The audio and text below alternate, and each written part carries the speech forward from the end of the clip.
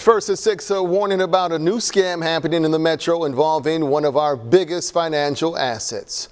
You've likely seen the headlines. We've covered the housing shortage in our area and the voices of those feeling the ripple effects. So imagine you find a great piece of property you're about to go through with the sale, but it turns out the owner has no idea their land or house is on the market.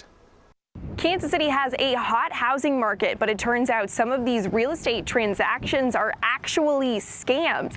I'm KSHP 41 consumer reporter Abby Dodge here in Johnson County, where one man says he almost had his land sold out from under him.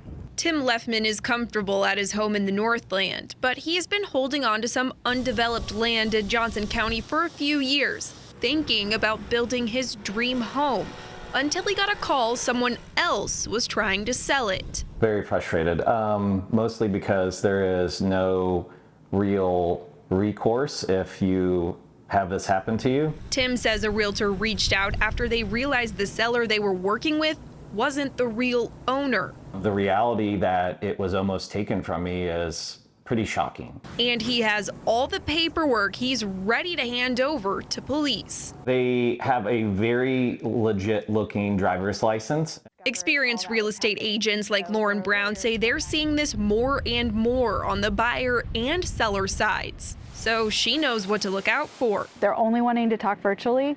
Red flag. If they're never actually coming into town, red flag. If they only want to talk through a third-party app versus directly, red flag. So just some things that be mindful of if you come across them. Brown says some counties offer land sale alerts for owners to stay aware of any potential sales. Tim hopes his story is a warning for everyone. I'm glad that it was stopped, but again, there is really little to nothing that keeps this from happening again. Tim says since there are some buyers for his land, he is considering selling it, but this time through all the proper channels. In Johnson County, Abby Dodge, KSHP 41 News. You know, we learned about this story because of a tip from viewers. And as a voice for everyone, we want to hear from you. You can send us your concerns, thoughts, and story ideas anytime.